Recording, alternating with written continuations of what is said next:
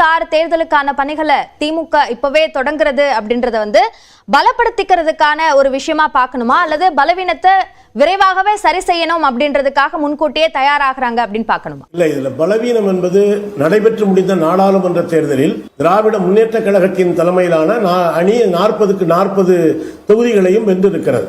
இதுபடி ஒருங்கிணைப்பு குழு அமைப்பது என்பது புதிதல்ல. ஏற்கனவே நாடாளுமன்ற தேர்தலுக்கு இதே போல ஒரு ஒருங்கிணைப்பு குழுவை திமுக அமைத்து பணிகளை ஏற்கனவே துவக்கி இருக்கிறார்கள்.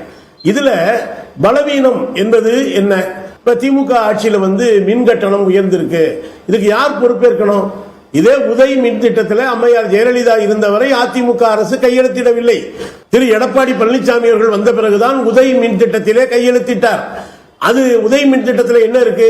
ஒவ்வொரு ஆண்டும் குறிப்பிட்ட சதவீதம் மின் கட்டணத்தை உயர்த்தியே ஆக வேண்டும் என்ற விதிகளை உட்பட்டதில் அதிமுக கையெழுத்து போட்டது. இதே ஸ்டெர்லைட் துப்பாக்கி சூடு நடந்த பொழுது அதை நான் தொலைக்காட்சியை பார்த்துதான் தெரிந்து கொண்டேன் என்று சொன்னவர் தான் அன்றைய முதலமைச்சர்.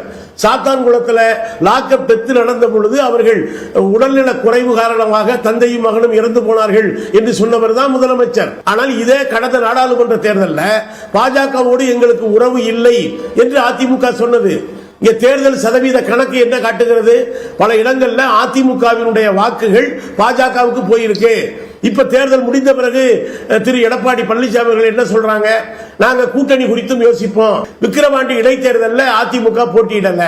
பலரும் கேள்வி கேட்டாங்க, அப்ப அதிமுகவினுடைய வாக்காளர்கள் யாருக்கு வாக்களிப்பார்கள்? 3 குற்றவியல் சட்டங்கள்.